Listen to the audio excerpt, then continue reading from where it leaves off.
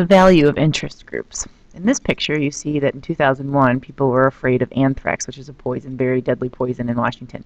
But the poison they were afraid of in 2006 was Jack Abramoff. Let me tell you a little bit about this. This was a scandal relating to the work performed by political lobbyist Jack Abramoff, amongst others, on Native American casino gambling interests for an estimated $85 million in fees. Abramoff and Scanlon, one of the other lobbyists, grossly overbilled their clients, secretly splitting the multi-million-dollar profits. In one case, they were secretly orchestrating lobbying against their own clients in order to force them to pay for lobbying services. In the course of this scheme, the lobbyists were accused of illegally giving gifts and making campaign donations to legislators in return for votes or support of legislation. Representative Bob Ney, Republican from Ohio, and two aides to Tom DeLay, the Republican from Texas, have been directly implicated, and many other politicians have various ties to this. And this is one of the reasons why interest groups get such a bad rap. An interest group can represent a wide variety of interests, as in the case of a community chamber of commerce that serves as an umbrella organization for local businesses. Alternatively, an interest group can restrict itself to a narrower focus, as does the Society for the Preservation and Encouragement of Barbershop Quartet Singing. Bet you didn't know there was one of those. Scholars who support the pluralist theory emphasize how important it is for a democracy to have large numbers of diverse interest groups representing a wide variety of views. Indeed, pluralists view the policy-making process as a crucial competition among diverse groups whose members attempt to influence policy in numerous settings, including agencies in the executive branch of government, Congress, and the courts. Pluralists believe that interest groups are essentially players in democracy because they ensure that individual interests are represented in the political arena, even if some individuals opt not to participate. Like some of the founders, pluralists argue that individual liberties can be protected only through a proliferation of groups representing diverse competing interests so that no one group dominates. Make sure you write that last part down. It's very important to the pluralist theory. I'll repeat it. Like some of the founders, pluralists argue that individuals' liberties can be protected only through a proliferation of groups representing diverse competing interests so that no one group dominates. Hopefully you're thinking about factions in the Federalist Papers. Pluralists believe, moreover, that interest groups provide structure for political participation and help ensure the individuals follow the rules in participating in civic society. Following the rules means using positive channels for government action rather than extreme tactics such as assassination, coups, and other forms of violence. Pluralists also stress that groups' varying assets tend to counterbalance one another. Pluralists contend that this is frequently the case with many policy debates. And so although an industry association, such as the American Petroleum Institute, an interest group for the oil and natural gas industry, may have a lot of money at its disposal, an environmental group opposing the industry, such as Greenpeace, may have a large membership base from which to launch grassroots activism. Proponents of elite theory dispute some claims of pluralist theory. In particular, elite theorists point to the overwhelming presence of elites as political decision makers. According to elite theory, a ruling class composed of wealthy, educated individuals wields most of the power in the government and also within the top universities, corporations, the military, and media outlets. Elite theorists claim that despite appearances that the political system is accessible to all, elites hold disproportionate power in the U.S. They also emphasize that elites commonly use that power to protect their own economic interests, frequently by ensuring the continuation of the status quo. And so, although non-elites represented by interest groups may occasionally win political victories, elites control the direction of major policies. But elite theorists posit that there is mobility into the elite structure. They emphasize that, in contrast to the situation in aristocracies, talented and industrious individuals from non-elite backgrounds can attain elite status in a democracy, often through education.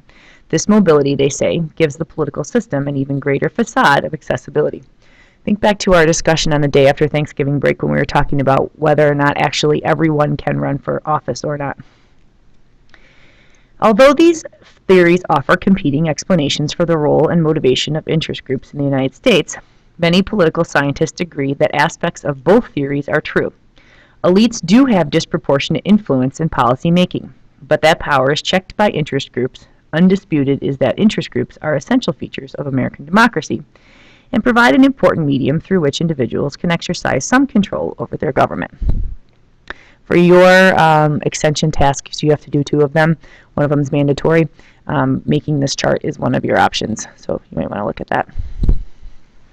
All right, so let's look at some key functions of interest groups. Many Americans join interest groups, and yet interest groups have a generally negative reputation. For example, it has been said of many a politician that he or she is in the pocket of the special interests. This statement suggests that the politician is not making decisions based on on conscience or the public interest, but instead has been bought.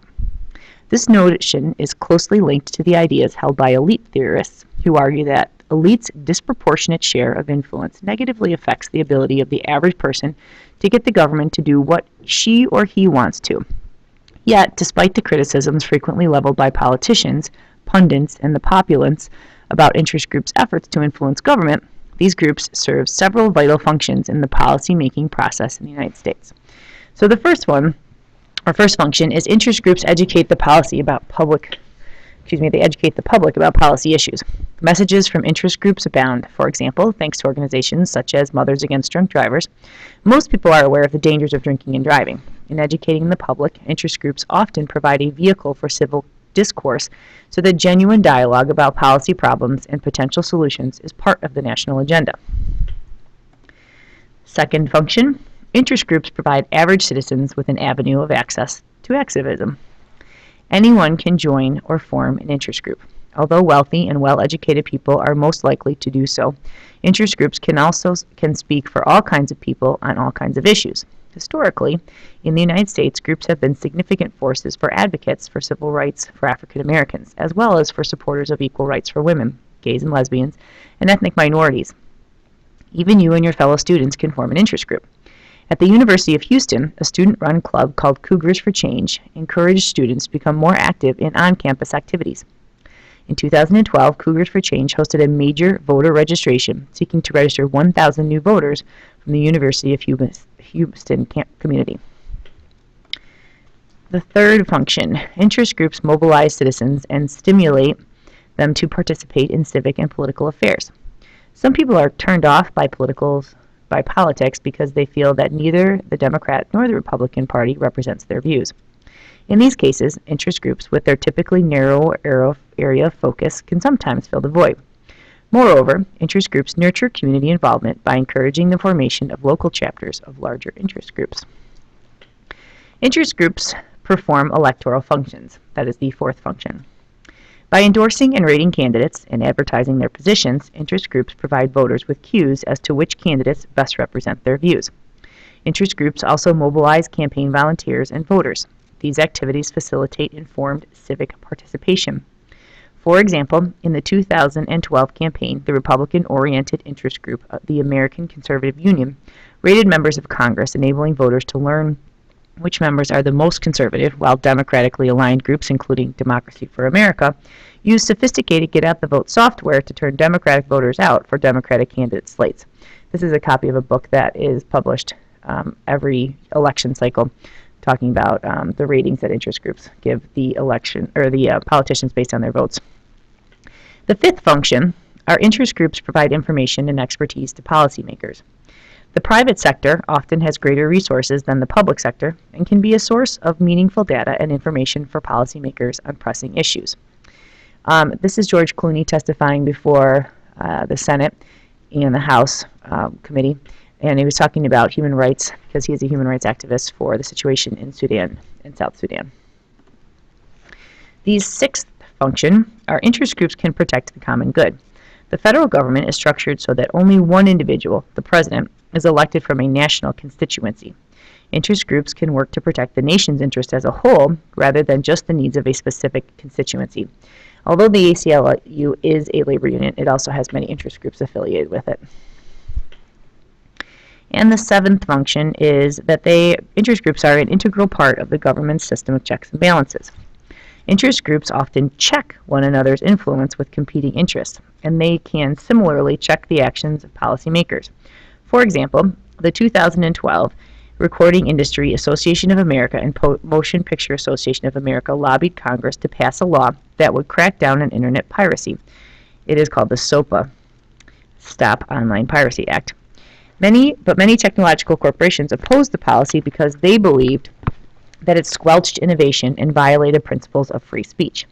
And so, using the internet, the tech companies mobilized the public to lobby against the act, which was defeated, demonstrating the ability of one set of organized interests to check another. So let's talk about the downside of interest groups. Despite the valuable functions of interest groups, certain criticisms of these organizations are valid.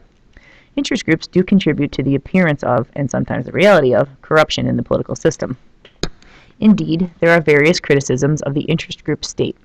Former President Jimmy Carter, 1977 to 1981, bemoaned the influence of special interests, saying that they are the single greatest threat to proper functioning of our democratic system.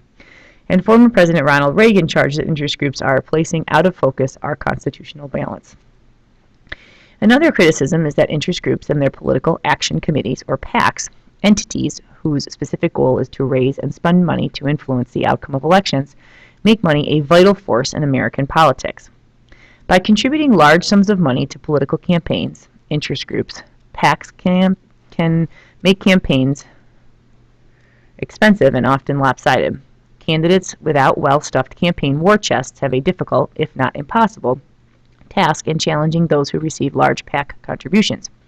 Money also changes the nature of campaigns, making them less engaging for citizens on a grassroots level and more reliant on the mass media. These concerns have been exacerbated by the 2010 U.S. Supreme Court ruling that enables corporations and labor unions to spend money freely on political ads supporting or targeting candidates for federal office, and allows corporations and unions to buy advertisements even in the last days of political campaigns. Hopefully you realize that was Citizens United.